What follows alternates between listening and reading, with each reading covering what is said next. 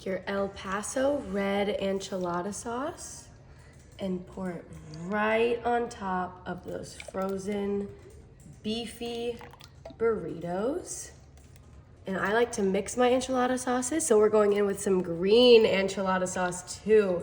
This combination is just perfect. It's so delicious and just the perfect amount of spice and creaminess. It smells amazing. Doesn't it smell so good? Now I'm gonna add some black beans. These are half drained. You want a little bit of that bean juice in there.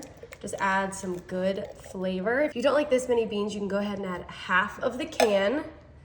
And then I have some original Rotel. You could go in with the mild or the extra hot. And we went ahead and drained that. We don't like too much spice, so we did the original. But I do like to get some spice from the jalapeno. So I didn't drain these. Look at all that juice in there. That is where that delicious, spicy flavor is gonna come from. And look, we're just layering everything on top of each other, and all that flavor is gonna soak into these frozen burritos as these thaw out. And you can't have a crock pot burrito without some chopped onion. You're not gonna chop the onions? Absolutely not. How do we feel about chopping onions in this kitchen? I hate it. Why would you want to cry in the kitchen? And I love onion. If I had to chop this many onions, I'd be sobbing.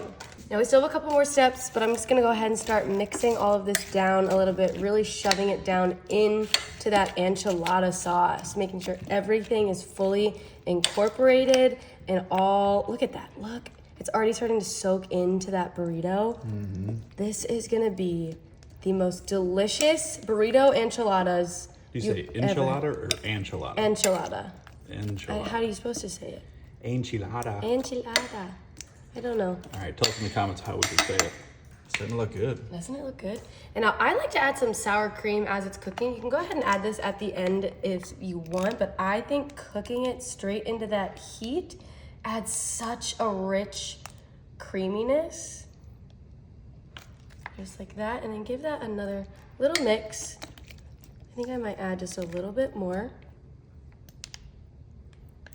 A little bit, huh? Yeah, I love sour cream. We're making a creamy enchilada sauce.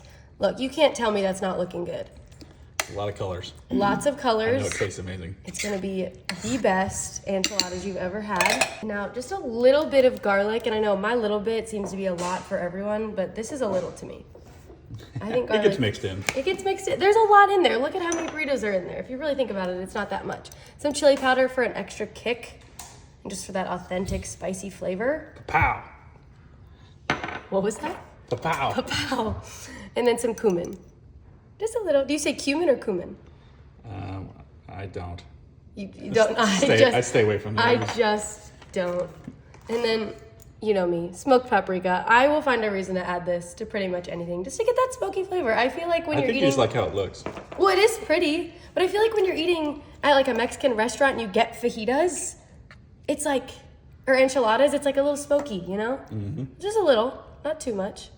Really shove all that down in there. You don't want to see any of the burritos. Make sure they're covered with all of that sauce. Every ingredient should be completely hiding those burritos. And now we do have a couple other elements that we're gonna add, but first we want all of these ingredients to completely cook, and then we'll add a few more. So I'm gonna add that lid, and I'm gonna cook on high for about 2 hours until those burritos are thawed.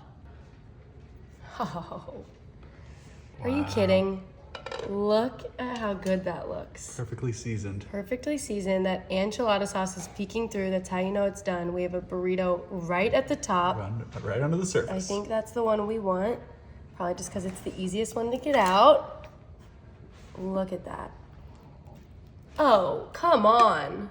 Perfect. Perfectly cooked, soaked in flavor. I'm gonna add a little bit more of that sauce for our taste tester. Just so she gets a little bit of everything. And let's get her in here. She's so excited.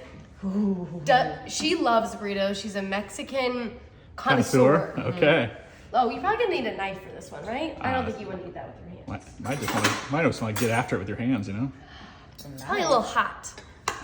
Yeah, Normally, look at that knife. That's overkill. Ooh, show them how good it is. Ooh, yeah. Cooked all the way through. All right. Nice and beefy in there. Now you got, the sauce is really the most important part. We didn't make the burrito, we just made that sauce that it soaked in all of that flavor.